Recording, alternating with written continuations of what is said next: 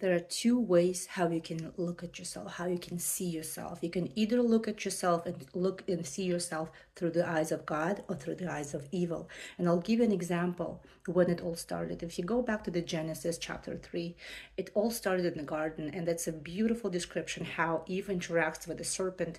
And the one thing he's tempting her to eat this fruit from good and evil, but there is one statement that he is making. He said, "You surely not die, but God knows that day when you eat that fruit, your eyes will be opened." And I want you really to emphasize on that statement.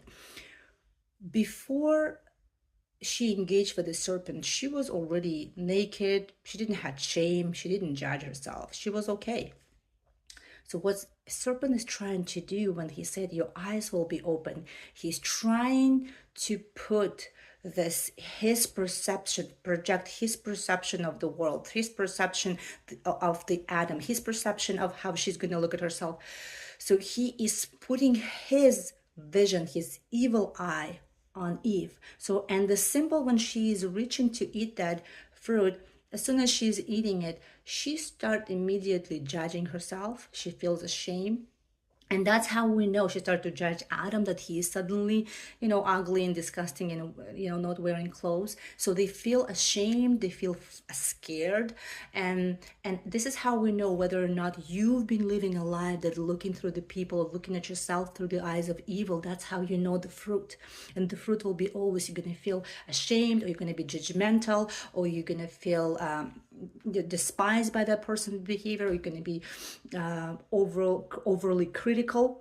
That's how you know that you've been looking, that you've been tricked.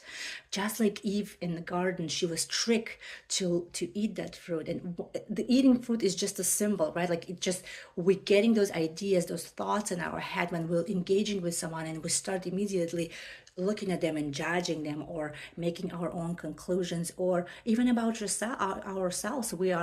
She started to judge herself, like suddenly she's feel like all naked, and she wanted to cover herself. The same thing comes to us. It's still the same scheme works at this day. We either gonna look at the people through the eyes of God, which brings freedom, fulfillment, joy, and full acceptance. And when we look through the eyes of evil, this brings judgments, it brings shame, guilt. You will feel all this heavy negative emotion. So I'm really encouraging you today just to re-examine how you've been looking at yourself. Have you been looking at yourself through the eyes of God or through the eyes of evil? How you been looking at your people around you, through the eyes of God or through the eyes of evil? And